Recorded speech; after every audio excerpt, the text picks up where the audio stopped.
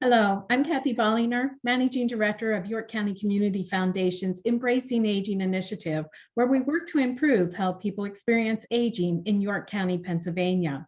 One of the ways we do this is by a video series that we call Senior Moments, reframing the way we talk about aging. And today's guest is Paul Brubaker. Hi, Paul, welcome. Hi, Cathy. Good to be here. We invite guests to come and share their perspectives on ways that they're embracing their aging and ways they're defying the negative stigma about growing older. And we certainly wanted to share Paul's story today. We know that you'll find it very interesting. Paul actually has a unique story in that he retired at age 54, and that was a little earlier than he had originally anticipated. So Paul, you're going to tell us about the impact of that and how, what that's had on your later years. Okay, Cathy. The reason I retired at such an early age, I worked at Caterpillar in New York, and in 1999, they decided to close the plant. So at that point in time, I either had to make a choice, either transfer to another city and state or take the early retirement package. So my wife and I did a lot of thoughts on this, and we looked at our financial situation. She was still working part-time, and I knew I could get some part-time work. So we made the decision to take the offer, and it opened up a whole new world for us. Here I am 22 years later, and I'm still enjoying what I call retirement. When I first retired, I did the typical things for people my age. I played racquetball in the winter. I played golf in the summer. We did some part-time consulting for a local company. But one of the nice things for me, I never had time to read when I was working, and I found I enjoyed reading novels. So I started reading a lot. Nice. My wife and I were also very fortunate. We were financially secure, and with the buyout that they gave us, we decided we wanted to try to travel the world and see as many places as we can while we still had our good health. This included going with a trip with York Hospital to Australia and New Zealand. Wow. And that was a nice group trip, and you get to meet a lot of people from the area. You get to spend time with them. And it was on that trip that one of the fellow travelers said to me, now that you're retired, do you ever consider doing taxes for senior citizens? And, this is sort of out of the blue. Here she was a volunteer with the local AARP organization that did taxes. So I thought about it, and later on you'll see just how much it meant and what it's opened up for me. We also traveled to places like, we've been to Machu Picchu with local AAA. We've been to Petra in Israel through a travel group. We also do some traveling with friends of ours where we make up our own itineraries for foreign countries, do the research on the internet, book our own hotels, our airfares, and take care of the whole operation ourselves. And we found this to be very rewarding in that we're able to experience more of what the locals do. We weren't in a canned package every time. Right. I will mention that when we were in New Zealand, before we left, my wife says, we're flying all those hours. We're not just going there for 2 weeks. And since I was the one retired, she said, you need to find out what we're going to do there for 3 more weeks. So back then you didn't have the internet. So all the research was done through libraries and talking to a travel agent. And I did map out a 3 more week. So when the group we were with flew home, we stayed behind.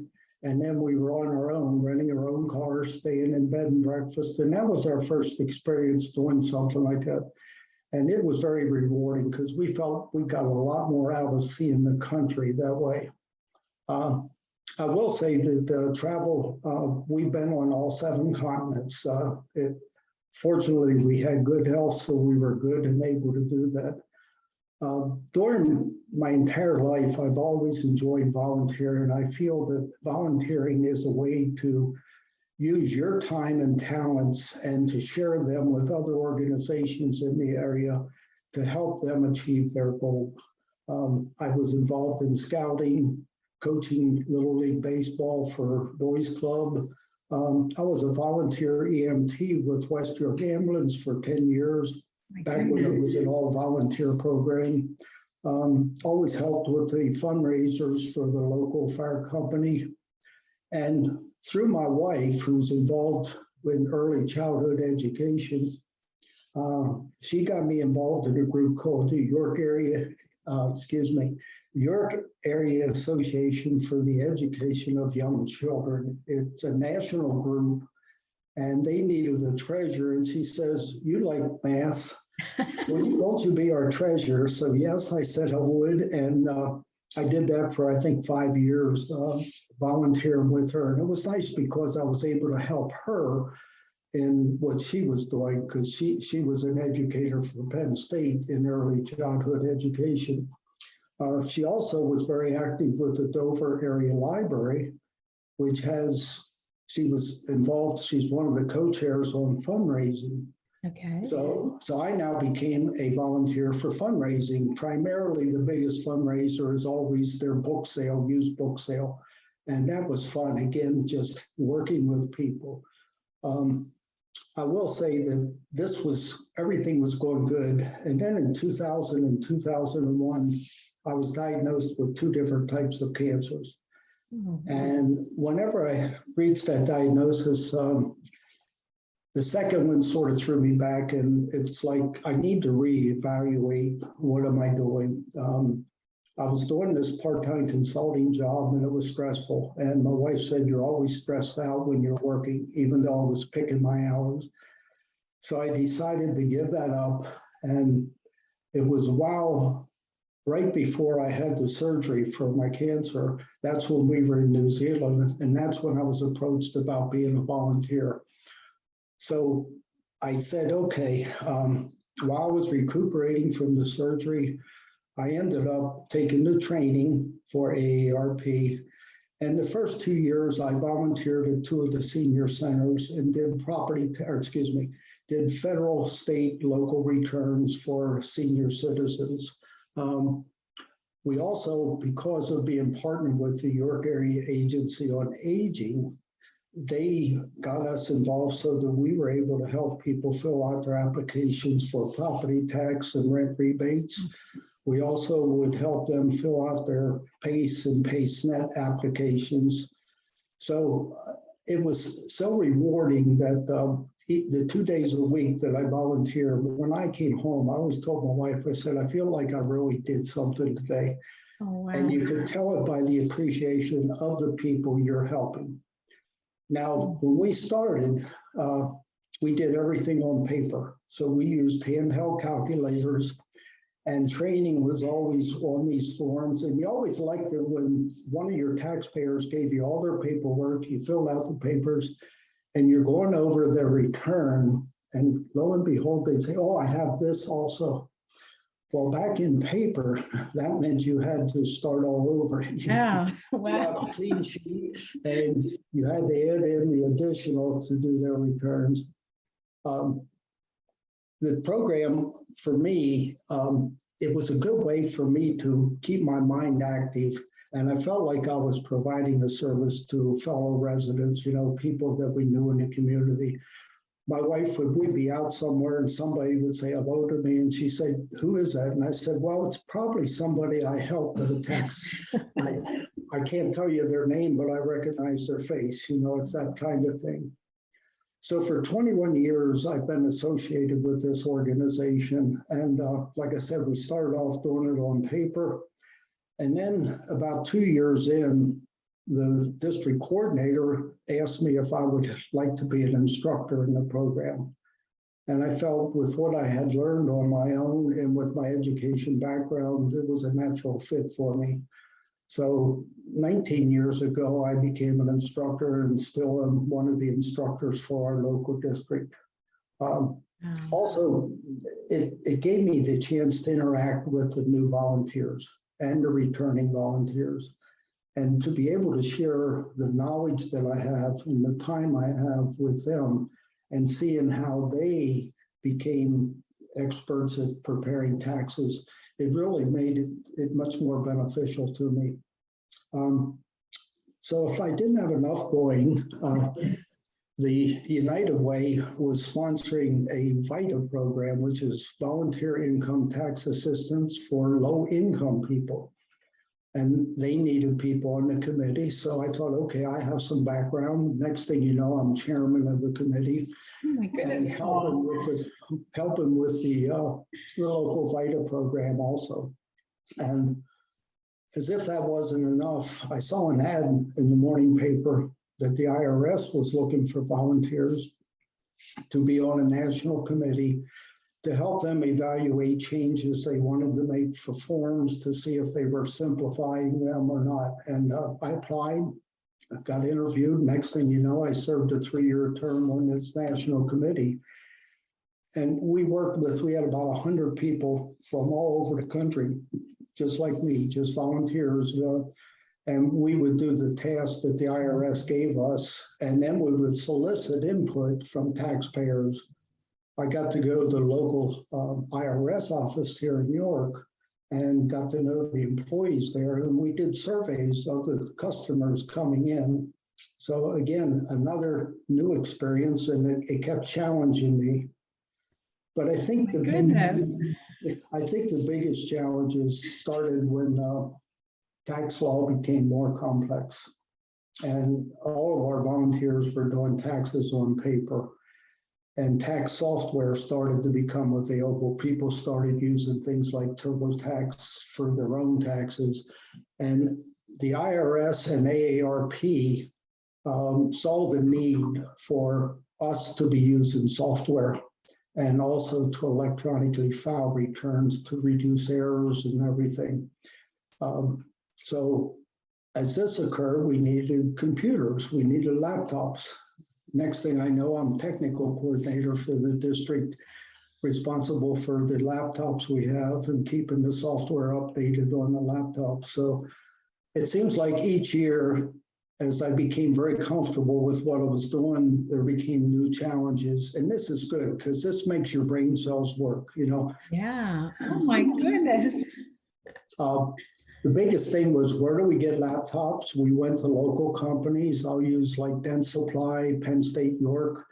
They found some spare laptops they could loan us to use. Places like the United Way gave us access to computers. So it was a new challenge then. Our volunteers who were used to working with calculators and pencil and paper were now being asked to use a laptop. Many of them never used a computer in any way. That's quite the challenge, because you had to learn the technology plus the new laws and systems and everything, right? Yes, and fortunately, we have a good, close-knit group of leadership here in New York, and amongst us, we all pitched together, and with our talents, we learned how to do everything. So the challenge was, we have new volunteers and existing volunteers. We had to teach them computer skills. How do you use the laptop? How do you log in? And then we had to teach them the software to do the tax returns itself. So it became very challenging, but very rewarding again. We lost a number of volunteers who just weren't comfortable using, so we had to recruit heavily to get people. And we hoped that we got people who knew what a computer was and how to turn it on. I would say that things worked extremely well. York County, when I first started helping back in 2001, that year, we had about 6 sites that we were doing taxes at. We grew to 14 sites in the county, and we had as many as about 100 volunteers working in the program. We were doing everything very well, and then came a thing called COVID. Mm-hmm. COVID hit in March of 2020, and we had to shut down all of our sites. We were totally shut down. We couldn't keep the appointments that we had made. Many of our taxpayers either had to rely on friends or relatives or go to a paid person to have their taxes done. And it really you could tell in our organization, we were frustrated because we just felt we had to have a way to be able to serve the taxpayers. So the local leadership, in conjunction with AARP National, they developed some methods that they would allow us to work for the next 2 years. So during spring of 2021 and 2022, we had to come up with a way to provide safe environment for us to do taxes with minimum involvement, contact with the taxpayers. And also, how do you train people? We weren't allowed to get together into a physical location to do training. So we had many new challenges that faced us. Fortunately, we have dedicated people in our group, people who were willing to push, find ways to do things. Some of the challenges were we were using video conferencing like Zoom. None of us knew anything about it, but we had to get resources to our counselors so that they had a computer that they could use to access Zoom. And then we did trainings using video conferencing. Not as good as in person, but it was a good substitute. You know, it worked. We had to figure out how to interview taxpayers with minimum contact. And then we scanned all their documents in, stored that in secure files, and then many of our counselors, most of our counselors worked at home using the computers that we gave them, and they were able to access these files and prepare the returns and review the returns. And then we would have the taxpayers come back a week later and go over their finished return with them and have them sign them. It was a challenge. We lost many volunteers. We were down to about 60 volunteers at the time from about 100. So we had fewer people working longer hours, and we were serving fewer of our taxpayers. It was frustrating for us, but I will say that this past year, and when we did this past spring, the tax season, we got the go-ahead from AARP that your county was now considered to be okay to do face-to-face returns again. So about the beginning of March, we got the blessing to do that, and we were able to ramp up and do a heck of a lot more people. Nice. From our standpoint, you know, what I feel good about is York County was the #1 district in all of Pennsylvania in filing federal returns for both 2021 and 2022 springs. In other words, the last 2 tax years. We were also in the top 10 districts in the country. And that was a direct result of the dedication of the people of our leadership team and each and every one of our volunteers and the different places that we're at. We're at senior centers, fire halls, churches, libraries. We're in all these locations where they provided us access to use their facilities. And even though we couldn't serve the number of people we wanted to, we were able to be the top for the state. And like I said, one of the tops in the country. That's fabulous. I didn't know that, Paul. That's excellent. Yeah, we electronically filed just under 4,000 returns this past year. Wow. And we believe we could have done 5,000 if we'd have had the whole year. We always run out of appointments, unfortunately. And because we have fewer volunteers, many of us work 4 and 5 days a week instead of the original 1 or 2 that you did. But at the end of the day, again, each day, it just felt so great to know that those people, the appreciation you get, the thank yous that you get from these people, knowing that there are people willing to take the time for training and then to make sure they provide accurate returns for them. I would say that the biggest thing that our organization found is there are so many roles for so many different people. We have the counselors who do the actual tax preparation, but we also have people who know nothing about taxes. They're making the appointments, you know, calling people, scheduling appointments. They work as what we call facilitator at our site. So when people come in, they make sure they have all their paperwork and they keep them occupied if we fall behind, all of these people were an integral part of the success that York County had. I think York County can be very proud of the number of returns, the number of people we were able to assist this year.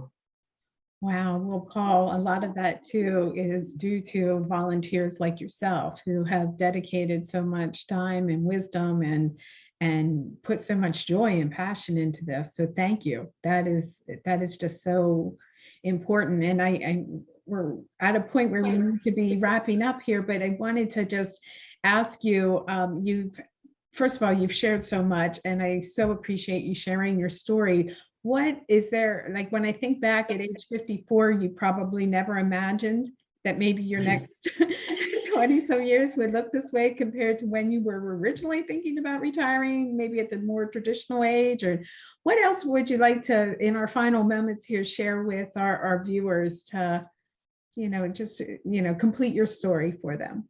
Well, outside of tax season, which actually just began this month, we're meeting the leadership teams. I still like traveling. My wife and I still do a lot of traveling. We're getting back into cruising.